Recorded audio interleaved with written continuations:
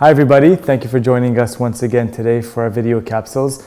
Today we're going to talk about preparation. So if you've received your CSQ, you're awaiting your permanent residency, what can you do to properly prepare so that when you arrive here, you can quickly get a job in your field at a proper level? First, it's important to determine how much time you have before you arrive. Generally, when you've received your CSQ is the best time to begin your preparation. So let's begin with language. The first thing you should ask yourself is, do you communicate at an adequate level in either English or French, or maybe even both? If you have a client-facing profession, such as project manager, business analyst, etc., then in this case it's going to be really important that your communication level is advanced. Anything less is just simply not going to work.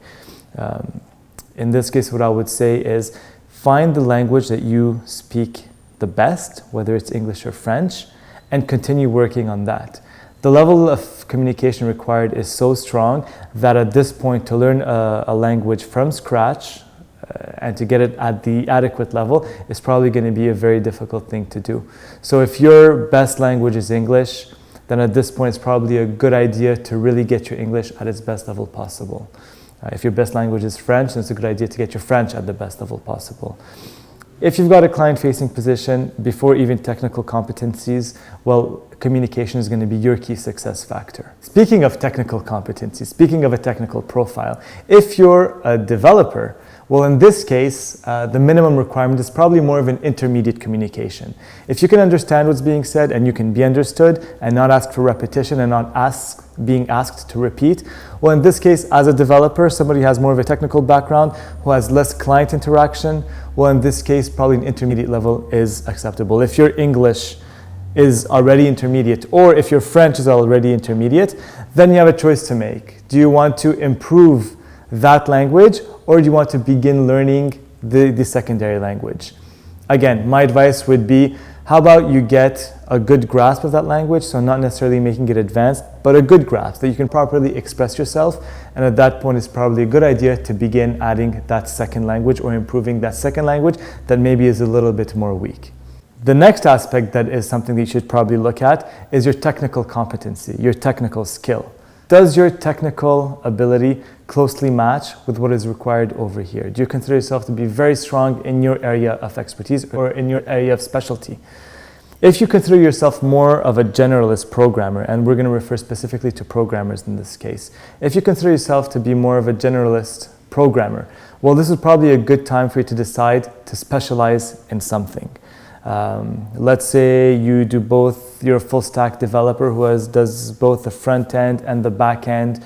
You consider it to be equal. You're maybe not an expert in one or the other, but you do both well. I mean, there's decent demand for that type of skill set over here, but if you're able to specialize in either the front end or the back end, and again, within a specific language set, be it Java, .NET, or any other language out there, well, you're going to increase your chances of getting really that great job over here once you arrive.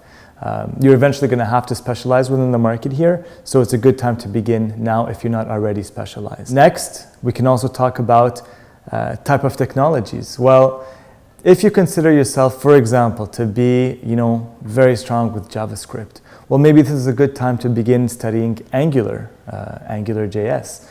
That's a technology that's extremely popular on the market over here, but that not that many people can do.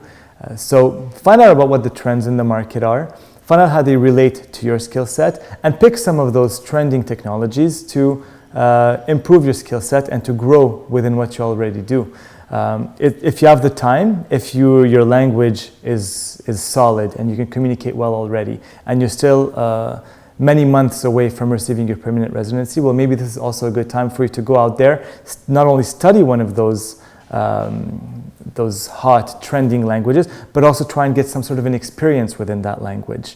The closer you're able to match your skill set with whatever's trending over here, the greater your options will be once you arrive. So we just covered oral communication, and we also covered technical capacity, experience. I would say those are the two main factors that are going to dictate whether you're successful in the Quebec IT market or not. We've done previous videos on the type of languages that are popular on the market. We also had a Q&A, so I encourage you to go back and visit some of those topics that we've already covered. Now, you're going to say, well, let's say you're great at English, you're great at French, your technologies are up to date, you're a specialist. Now what? Well, there are always things you can do to keep improving your profile. Is there a vendor-related certification you can get? It may also be a good time to increase the complexity with which you use your programming languages or other. I'm referring a lot to programming languages, but whatever I'm saying for programming holds the same for almost all IT professions. I'm just using this for the sake of clarity. So yeah, getting as much complex experience as you can will be great as well.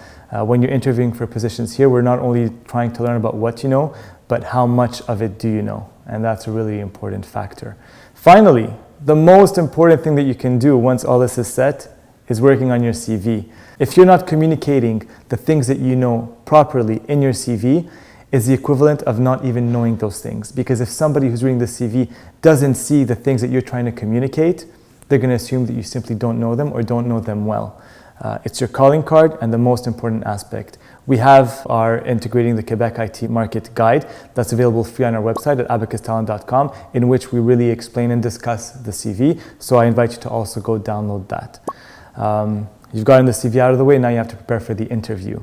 We're going to have an upcoming webinar discussing interview skills, how you must prepare for the interview. The most important thing is to be yourself, but that's something that we're going to discuss in that later video capsule. So to recap, what's important to know about preparation? Well, number one, make sure that your communication is correct, whether it's English or French. If it's a client-facing profession that you have, make sure that at least your English or your French is advanced. And if it's going to be your English, make sure you're coming to Montreal. Number two, make sure that your technical competencies are up to date, sharp, and in line with the local market over here in Quebec. Number three, make sure that all of this is properly communicated in your CV. And number four, make sure that you have prepared properly for the interviews over here in Quebec. If you prepare for these four aspects, then you're well on your way to beginning your career over here on the right foot. Of course, the subject of properly preparing, there's no absolute truth to it. There's no saying, well, if you have this, then I'll be great. If I don't have this, I won't be great. You can have a combination of skill sets, whether it's technical knowledge, years of experience, communication, and so on, that will make your situation different than another person's situation. And for this reason, we're going to also have a Q&A in the next few days that I encourage you to register to, in which we'll be able to address everyone's specific situations. So I encourage you to register for that Q&A, and hopefully we'll be able to give you some extra insight into your specific profile. In the meantime, please like us on Facebook, follow us on Twitter and Google+, and I look forward to seeing you during our Q&A. Thank you.